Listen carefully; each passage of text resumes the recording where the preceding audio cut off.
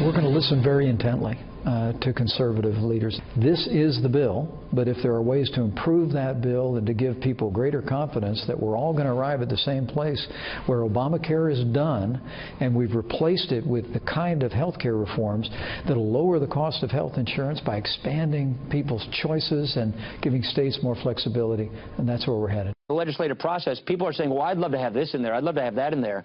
That's the legislative process. That's what we're going through. And what people are sort of learning is this reconciliation tool is pretty tight. There's a lot of stuff we would love to put in the bill, but unfortunately the Senate rules don't allow us to do that.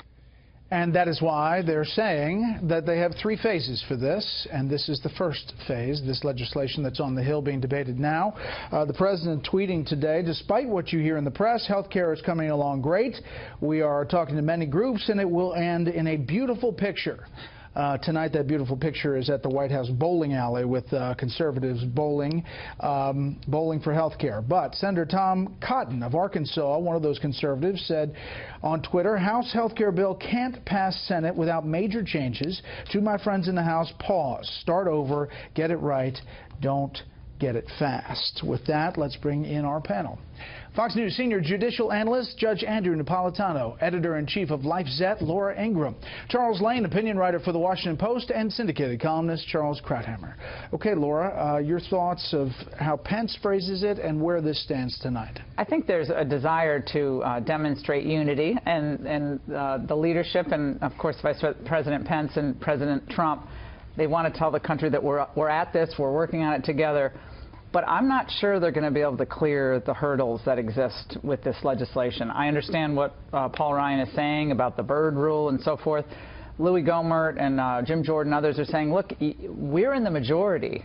We have the power to change this Byrd rule. Why are we allowing this rule? Let me just explain. This is Robert Byrd, deceased senator from West Virginia, who had a rule that a reconciliation bill that requires 51 votes can only include economic issues. It cannot include anything that doesn't deal with the economy, doesn't deal with taxes and money, and thereby crossing state lines and tort reform cannot be in a reconciliation bill. So their point is this rule is an administrative rule, legislative rule that can be changed by the parties. That's one point. The other point that they make, and I have some sympathy for this, is the chance to get this right and really do it right. Tom Cotton says, you know, why the rush? I mean, you kind of get the sense for him it's a bum's rush to push this thing through as fast as they are. And I think the longer this goes on, the harder it's going to be for them to pass it. From Talk Radio Land and other conservative groups that are fiscally conservative and want to have a good example for the rest of the country, really bring costs down of health care, this doesn't do it for them. All right, Judge. The answer to that from the administration point of view, we've heard, is you got to get this out first before you can do tax reform or anything else. Right. Number one. Number two, it's better than Obamacare. Right. And like Reagan, take the 80% loaf. Right. I understand those arguments, and the president himself made another one either last night or today saying if we don't do this, the 2018 congressional elections are going to be a bloodbath, meaning the Democrats are going to gain seats in the House. I'm entirely with Laura. I'm entirely with the small government folks. I don't see the reason to rush. The essence of Obamacare is the federal micromanagement of the health care system, and that essence remains in this legislation. And the time to get rid of it is right now, because they're never going to have greater numbers in the House and the Senate in the next 4 years than they do at this moment. Chuck. Whatever rules they have to change to permit them to do this, they should do so. Chuck. They don't have the votes. Let's just be clear here. With this current, as it stands today, legislation. And not only that, they don't have the votes to do the extra stuff, like the across state lines. At least they don't clearly have those votes. As Paul Ryan explained, that would be the third prong. That would be this additional stuff, he said. And I don't know who the Democrats are in the Senate who are going to Well, there's 11 of them, as I pointed out yesterday, in states that 80% of the counties went to Donald Trump, yes, and, that are up for re-election in 2018. And I'm not sure how many of them will vote to put their state insurance commissioner out of business by allowing people. But anyway, that's a separate point. That's point one. Point two is the Republicans are now in the business of taking something away.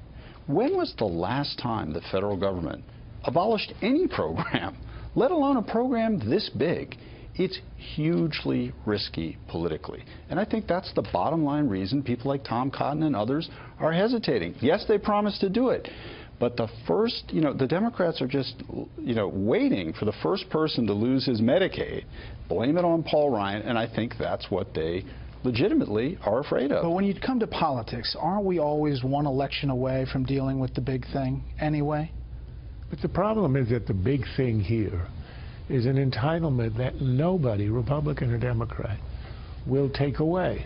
The one thing that everybody agreed, the conservatives, Republicans, in this election and all the elections, is we are not going to change the innovation that you cannot lose your insurance or be priced out of the market if you have a pre-existing condition. Is anybody going to vote to take that away? No. That's the essence of Obamacare. That's what was introduced. And the reason that you have this, even in the Ryan plan, why you have this intrusion into the market and the federal government dictating, is because in order to keep that provision, you have to create an entitlement. It can be, as in Obamacare, a subsidy. It can be the refundable tax credit. But if you want people to have that, and you name me one Republican who wants to abolish it, then the essence of Obamacare is retained, and you have to face that fact. Well, that was the point of my question about the mechanics rather than the philosophy about it. But let me go down the road real quick. So do they pass a bill, whether it evolves or not, this time? Out of the House, yes. And not the Senate? I don't know. I'm saying Congress, but... Yeah. Yes, the House does succeed in passing this hot potato to the Senate. No. No, not this one that we've been talking about. All right, Judge, WikiLeaks. Let's listen to Julian Assange and the Vice President. WikiLeaks has a lot more information on what has been going on with the cyber weapons program. Hearing these calls from some of the manufacturers, we have decided to work with them to give them some exclusive access. Will the Trump administration pursue charges against the WikiLeaks founder? Trafficking in national security information, as is alleged WikiLeaks has done here, is a very serious offense. This president and this administration will take that very seriously and use the full force of the law and the resources of the United States to hold all of those to account that were involved. All right, so the FBI is in search of a hunt, mole hunt tonight, a leaker. Meantime, the CIA is adamant that they're not surveilling U.S. citizens, and the Vice President echoed that statement as well. I don't think anybody in the Intelligence Committee takes seriously those denials. I think the documents that they released, however they got them, show conclusively and unambiguously that the CIA has been plying its tradecraft on Americans in the United States, even intimately in our homes. We're one step away from totalitarianism when I'm in front of the microwave in my kitchen and they can hear what I'm talking about, and when they can use my cell phone as a recording device, whether it's in my pocket or on the front seat of my car.